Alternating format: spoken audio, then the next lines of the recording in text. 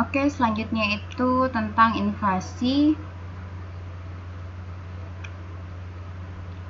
di mana inflasi itu merupakan kecenderungan kenaikan harga yang terjadi terus-menerus dalam periode tertentu. Nah, perhitungan inflasi itu ada menggunakan harga umum, angka deflator, indeks harga konsumen, harga pengharapan, dan indeks harga dalam negeri dan luar negeri. Lalu, kalau secara harga umum itu adalah yang dipakai untuk menghitung inflasi atau angka harga umum, general price, di mana rumusnya itu LIT sama dengan HUT dikurang HUT kurang 1 per HUT kurang 1 dikali 100, di mana LIT itu merupakan laju inflasi tahun periode tertentu dan HUT itu juga harga umum periode tertentu, dan HU tadi T dikurang 1, di mana harga umum itu periode T dikurang 1. Nah, kalau dari deflator produk nasional bruto atau JNP deflator, besaran rumusannya itu adalah AD sama dengan YB per YK, di mana AD itu adalah angka deflator produk nasional bruto dan YB itu adalah produk nasional bruto yang berkaitan dengan harga yang berlaku, dan YK itu merupakan produk nasional bruto menurut harga konstan atau tetap.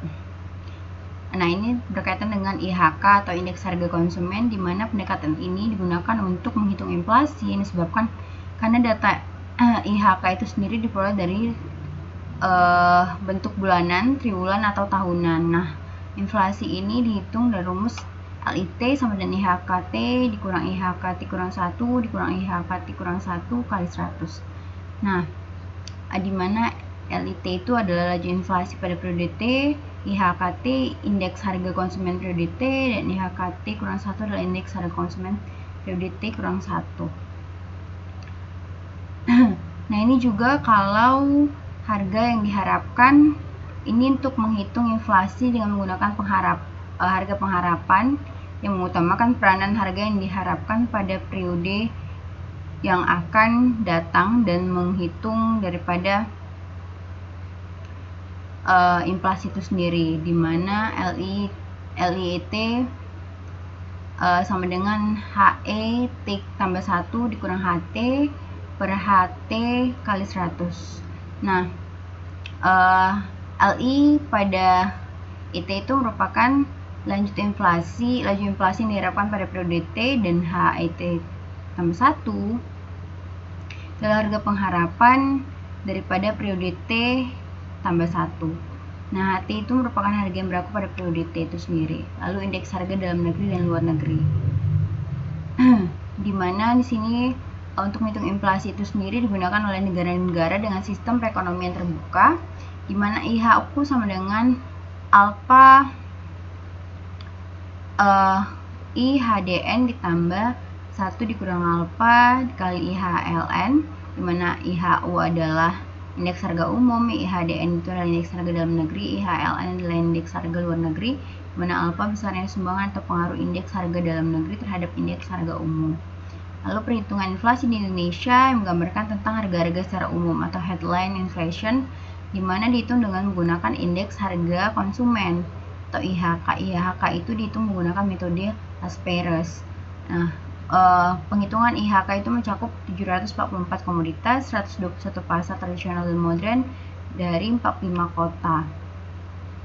Nah, pengelompokan IHK itu dikelompokkan ke dalam 7 kelompok barang dan jasa sesuai dengan COICOP atau Classification of Individual Consumption by Purpose. Nah, di mana itu ada kelompok bahan makanan, ada makanan jadi, minuman, rokok, dan tembakau, kelompok perumahan, air, listrik, gas, dan bahan bakar, lalu ada kelompok sandang, kesehatan, kelompok pendidikan, rekreasi, dan olahraga, kelompok transport, dan komunitas jasa keuangan. Yang ini bisa kalian lihat di website Bank Indonesia pada data-datanya, atau kalian bisa lihat di BPS. Nah, ini adalah jenis inflasi berkaitan dengan sifatnya, sebabnya, dan asalnya. Kalau menurut sifatnya itu adalah inflasi merayap atau creeping inflation, di mana ditandai dengan laju inflasi yang rendah atau kurang dari 10% per tahun dan kenaikan harga itu berjalan secara lambat dengan presentasi yang kecil serta dalam jangka yang relatif lama. Lalu ada inflasi menengah atau galloping inflation, di mana ini juga ditandai dengan kenaikan harga yang cukup besar antara 10-100%, dan kadangkala berjalan dalam waktu yang relatif pendek dan mempunyai sifat akseleratif, yang artinya itu adalah harga-harga minggu per bulan ini lebih tinggi daripada minggu per bulan lalu dan seterusnya. Dan ini adalah lalu ada inflasi tinggi atau hyperinflation, di mana ini tandai dengan kenaikan harga-harga lebih daripada 100% atau bahkan naik sampai 5 atau 6 kali. Nah, ini kalau inflasi menurut sebabnya. Ada demandful inflation, di mana itu merupakan inflasi yang timbul karena adanya kenaikan permintaan total atau agregat demand, yang sedangkan produksi itu telah berada pada keadaan kesempatan kerja penuh atau full employment. Lalu ada cost push inflation, di mana juga ini merupakan inflasi yang timbul karena adanya penurunan dalam penawaran total atau agregat supply sebagai akibat kenaikan daripada biaya produksi itu sendiri. Lalu adanya demand full inflation ini terjadi karena permintaan masyarakat akan barang-barang itu bertambah, misalnya karena pertamanya pengeluaran pemerintah yang ditandai dengan pencetakan uang dan kenaikan permintaan luar negeri akan barang-barang ekspor. Lalu bertambahnya pengeluaran investasi swasta karena kredit yang murah, dan juga merupakan rupa daripada agregat demand yang bergeser dari D1 ke D2, yang akibatnya tingkat harga umum naik dari H1 ke H2. Nah, ini kalau cost push inflation itu terjadi apabila biaya produksi naik, di mana misalnya harga tadi naik, karena kenaikan harga bahan bakar naik, maka kurva penawaran masyarakat atau agregat supply itu bergeser dari S1 ke S2, yang akibatnya adalah tingkat harga umum naik dari H1 ke H2. Nah, ini kalau inflasi menurut asalnya.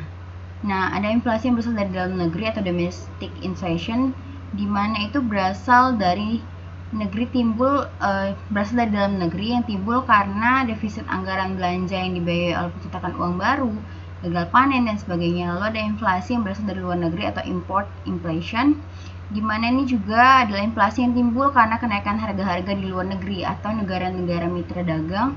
Selain itu juga dapat pula terjadi karena kenaikan harga-harga barang ekspor.